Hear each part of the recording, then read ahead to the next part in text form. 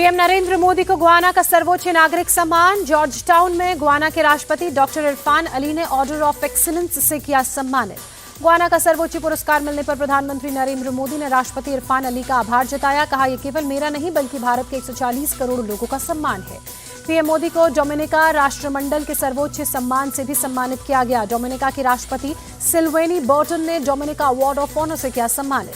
Dominica award of honour मिलने पर प्रधानमंत्री नरेंद्र मोदी ने ट्वीट कर डोमिनिका के राष्ट्रपति सिल्वेनी बर्टन का आभार जताया। लिखा, ये सम्मान मेरे भारत के बहनों और भाइयों को समर्पित है।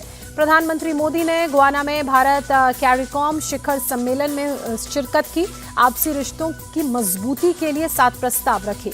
3 देशों की यात्रा के अंतिम चरण में गुयाना पहुंचे प्रधानमंत्री नरेंद्र मोदी ने गुयाना के साथ रिश्तों की मजबूती पर जोर देते हुए कहा, गुयाना भारत की ऊर्जा सुरक्षा में महत्वपूर्ण भूमिका निभाएगा। गुयाना के राष्ट्रपति इरफान अली ने प्रधानमंत्री नरेंद्र मोदी को वैश्विक नेताओं के बीच चैंपियन करार दिया। कहा, 56 साल बाद भारतीय प्रधानमंत्री की यात्रा दोनों देशों के संबंधों को और मजबूत करेगी। भारत और गुयाना के बीच 5 अहम समझौतों पर हस्ताक्षर हुए। रक्षा, व्यापार, ऊर्जा, फार्मा और कृषि से जुड़े क्षेत्रों में सहयोग बढ़ाने पर सहमति बनी। प्रधानमंत्री मोदी ने गुयाना के जॉर्ज टाउन में एक पेड़ मां के नाम मुहिम की शुरुआत की। राष्ट्रपति इरफान अली के साथ पौधारोपण किया।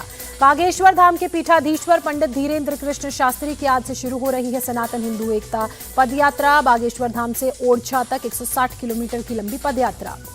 सनातन हिंदू एकता पदयात्रा के लिए भारी संख्या में श्रद्धालुओं की भीड़ उमड़ी। 9 दिन की पदयात्रा के लिए देश के कोने कोने से आए श्रद्धालु। सनातन हिंदू एकता पदयात्रा से पहले बाबा बागेश्वर ने कहा, हिंदुओं को जगाना और जात पात को दूर करना है उनका एकमात्र लक्ष्य। महाराष्ट्र की 288 विधानसभा सीटों पर हुई 65.8% वोटिंग, जबकि झारखंड की 38 सीटों पर 68.45% लोगों ने किया मतदान। एग्जिट पोल्स में महाराष्ट्र में महायुति की सरकार बनने के आसार। मार्टीज एग्जिट पोल के मुताबिक महायुति को 150 से 170 सीटें मिलने का अनुमान, तो वहीं महाविकास अघाड़ी जीत सकती है 110 से 130 सीटें। चाणक्य एग्जिट पोल में भी महायुति को बढ़त 152 से 160 सीट जीत सकती है महायुति। एमवीए को 130 से 138 सीटें आ सकती हैं। एग्जिट पोल पर महाराष्ट्र के डेप्यूटी सीएम देवेंद्र फडणवीस ने कहा, जब जब वोट प्रतिशत बढ़ता है बीजेपी को फायदा मिलता है।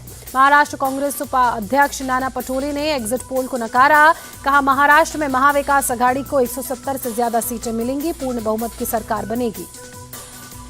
महाराष्ट्र के एग्जिट पोल के बाद बोले केंद्रीय मंत्री रामदास अठावले, केंद्र और राज्य सरकार की योजनाओं को लेकर जनता ने भरोसा जताया। जनता ने विकास को महायुति को समर्थन दिया। झारखंड में इंडिया गठबंधन की वापसी का अनुमान। एक्सिस माई इंडिया के एग्जिट पोल के मुताबिक इंडिया गठबंधन को 53 और एनडीए को 25 सीटें आ सकती हैं। वहीं मैट्रीज एग्जिट पोल में एनडीए को 42 से 47 मिलती दिख रही हैं सीटें। इंडिया गठबंधन को 25 से 30 सीटों का अनुमान। बीजेपी सांसद गिरिराज सिंह का एग्जिट पोल के बाद बयान। कहा, झारखंड और महाराष्ट्र दोनों जगह प्रधानमंत्री नरेंद्र मोदी के नेतृत्व में डबल इंजन की सरकार बनेगी। झारखंड और महाराष्ट्र को लेकर कांग्रेस नेता हरीश रावत का दावा। कहा, दोनों ही राज्यों में हमारा गठबंधन जीत रहा है।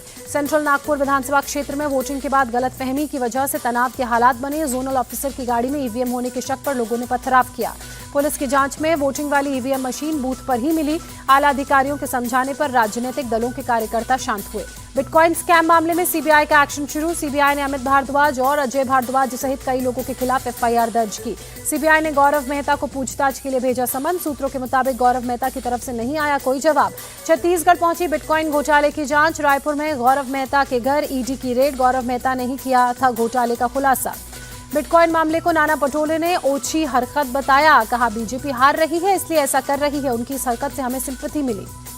दिल्ली में वायु प्रदूषण खतरनाक स्तर पर बरकरार। औसत AQI 381 दर्ज, कई इलाकों में 400 के पार AQI। नई दिल्ली रेलवे स्टेशन पर छाई धुंध की चादर। धुंध के कारण काफी धीमी गति में हो रही ट्रेन की आवाजाही। आगरा के कई हिस्सों में धुंध की परत। धुंध के चलते ताजमहल की दीदार भी मुश्किल।